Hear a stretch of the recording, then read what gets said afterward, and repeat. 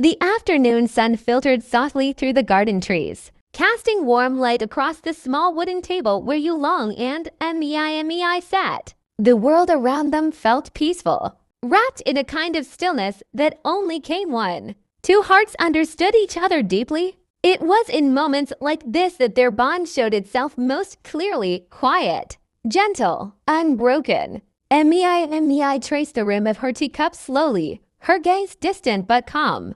Yulong watched her with a soft smile, noticing the small things others often missed: the way her eyelashes fluttered when she thought too deeply, the way her lips curved whenever the wine touched her hair. "Do you ever think about how far we've come?" she asked, her voice barely above a whisper. "All the time," he replied. "Sometimes it feels like we started as strangers into different worlds, yet somehow we found the same path."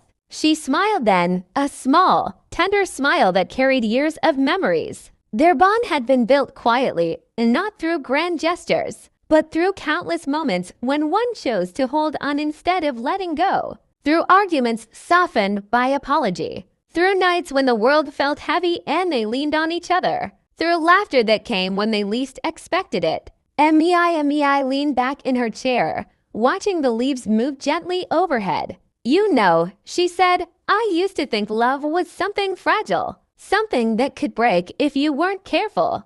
Yulong reached for her hand, threading their fingers together with slow, comforting certainty. "And now I know it's something that grows, stronger the more you face." "Together," she whispered, "something that bends but doesn't break." He squeezed her hand gently. "That's our bond." They spent the afternoon walking through the garden, their steps falling naturally in rhythm. The sky shifted from gold to a soft shade of lavender, and the scent of blooming jasmine filled the air. Mei stopped by a small pond, watching their reflections ripple across the water. "Look," she said softly, "even when the water moves, we're still side by side." Yulong looked down, seeing her point, his heart warming at the quiet symbolism. "Because even when life shakes us," he replied, "we stay together." She rested her head against his shoulder, breathing in the calm that always seemed to surround them when they were close. This wasn't the excitement of young love or the uncertainty of new beginnings.